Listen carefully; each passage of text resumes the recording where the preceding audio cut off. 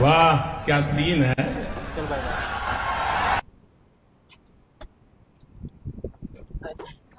Sir OTP। हाँ लिखो लिखो। हाँ 3291। सर आप बुरा ना मानो तो एक कॉल कर लूँ हाँ कर लो कर low. Thank you. Few moments later. हाँ हेलो पापा। हाँ वो मैं पूछ रही थी कि गाड़ी स्टार्ट करते टाइम पहला गियर कौन सा देता है? बाप रे।